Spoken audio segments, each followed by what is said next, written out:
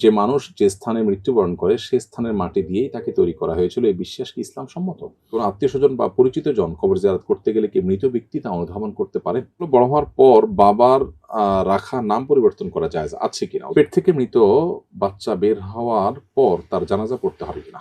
মৃত হিন্দু বাবা-মার জন্য দোয়া করা যাবে কিনা? বড় হওয়ার পর বাবার রাখা নাম পরিবর্তন করা জায়েজ আছে কিনা? উত্তর হলো যে বড় হওয়ার পর যদি বাবার রাখা নামে কোনো সমস্যা ধরা পড়ে তাহলে অবশ্যই সেটি পরিবর্তন করা জায়েজ আছে। আমাদের অনেক ভাই-বোন আছেন যারা বড় হওয়ার পর জানতে পেরেছেন যে বাবা-মা যে নাম রেখেছেন সেটা আসলে শরিয়া দৃষ্টিকোণ থেকে গ্রহণযোগ্য নাম না, জায়েজ না। সেটা অর্থের মধ্যে ত্রুটি বা ঝামেলা আছে। তারপরেও তারা বাবা-মা রেখেছেন, এটাকে পরিবর্তন করতে চান না। পরিবর্তন করার উদ্যোগ আমাদের নিতে হবে। কারণ আমরা ভুল সংশোধন করব। এটাই হলো ইসলামের দাবি। এরপরে প্রশ্ন হলো, কোন আত্মীয়স্বজন বা পরিচিত জন কবর জিয়ারত করতে গেলে কি মৃত ব্যক্তি তা অনুধাবন করতে পারেন? খুবই সুন্দর প্রশ্ন। এই প্রশ্নের উত্তর হলো যে আব্দুল্লাহ ইবনে আব্বাস রাদিয়াল্লাহু তাআলা আনহু বর্ণিত একটা হাদিস রয়েছে। এই প্রসঙ্গে ইমাম ইবনে আব্দুল বার তার আল-ইসতিসকার এই হাদিসটি উল্লেখ করেছেন।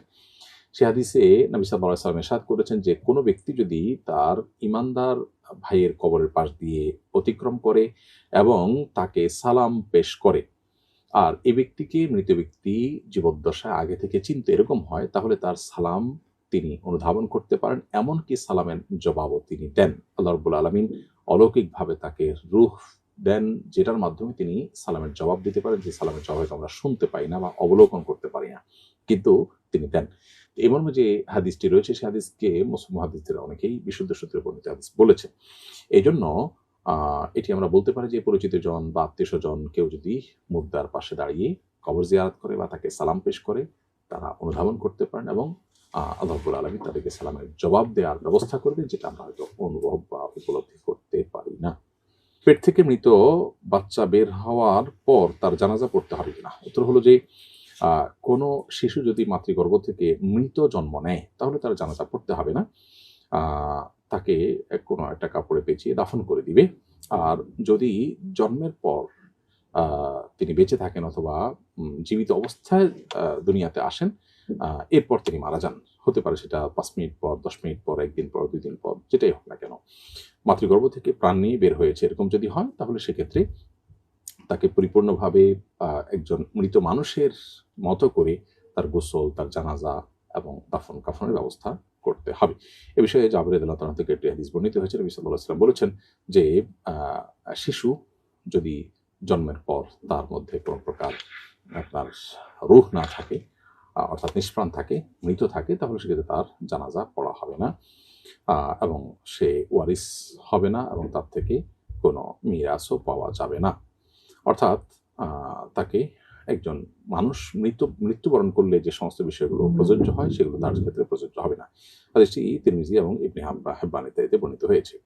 মৃত হিন্দু বাবা-মার জন্য দোয়া করা যাবে কিনা? উত্তর হলো যে তাদের জন্য আল্লাহর কাছ থেকে আপনি মাগফিরাতের দোয়া করতে পারেন না। কারণ আসলে কেউ যদি শিরক অবস্থায় মৃত্যুবরণ করেন সেটা নিশ্চিত হয়, তাহলে সেক্ষেত্রে তার জন্য আর মাগফিরাতের দোয়া করার সুযোগ নেই। কোরআনে কারিমে আল্লাহ রাব্বুল আলামিন ইব্রাহিম আলাইহিস সালামকে তার মুশরিক বাবার জন্য দোয়া করতে নিষেধ করেছেন।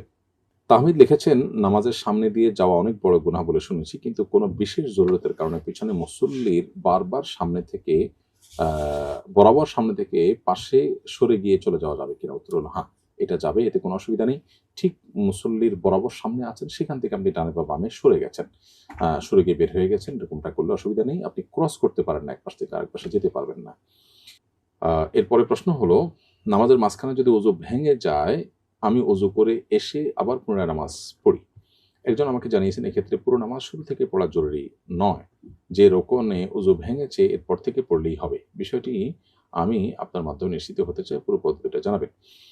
নামাজের যেকোনো পরিস্থিতিতে ওযু ভেঙে গেলে আপনি যদি ওযু করতে যান, ওযু করতে গিয়ে যদি কারো সাথে কথাবার্তা না বলেন, আপনি জাস্ট ওযু করলেন এবং এসে আবার যেখানে যে জায়গায় ছিলেন নামাজে ঠিক সেখান থেকে আবার শুরু করেন, তাহলে এটি জায়েজ আছে। এটাকে ফিকহের পরিভাষায় বিনা বলা হয়। আ যেখানে রেখে গেছেন সেখান থেকে আবার স্টার্ট, এটা হতে পারে। আর যদি আপনি এসে শুরু থেকেই নামাজ পড়ে নেন, সেটা সবচেয়ে উত্তম এবং নিরাপদ। এরপরে প্রশ্ন করেছেন ফিরোজ আহমদ। আপনি লিখেছেন, যে মানুষ যে স্থানে মৃত্যুবরণ করে সে স্থানের মাটি দিয়েই তাকে তৈরি করা হয়েছিল, এই বিশ্বাস কি ইসলাম সম্মত? ভাই ফিরোজ আহমদ, এ বিষয়ে মুস্তাদরাক হাকিমে আবু সাঈদ খুদরি রাদিয়াল্লাহু তাআলা থেকে একটি হাদিস বর্ণিত হয়েছে যে নবী সাল্লাল্লাহু আলাইহি ওয়াসাল্লাম একবার এক ব্যক্তির জানাজা পড়ে একটা কবরের পাশ দিয়ে যাচ্ছিলেন। তিনি জিজ্ঞাসা করলেন, এটি কার কবর? সাহাবীরা উত্তরে বললেন এটি অমুক ইথিওপিয়ান মানুষের কবর। তখন নবী সাল্লাল্লাহু আলাইহি ওয়াসাল্লাম বলেছেন, লা ইলাহা ইল্লাল্লাহ, আল্লাহ ছাড়া সত্যিকার কোনো মাবুদ নাই। তিনি যেই মাটি থেকে তৈরি হয়েছিলেন সেই মাটিতেই আবার তিনি ফিরে এসেছেন।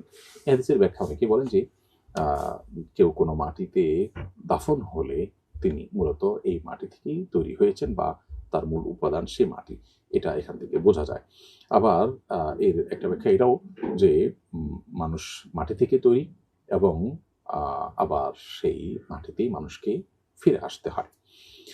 অতএব একটা ব্যাখ্যার আলোকে যেহেতু এটি বলার সুযোগ আছে, অতএব এটাকে ইসলামসম্মত বিশ্বাস বা ধারণা বলা যেতে পারে।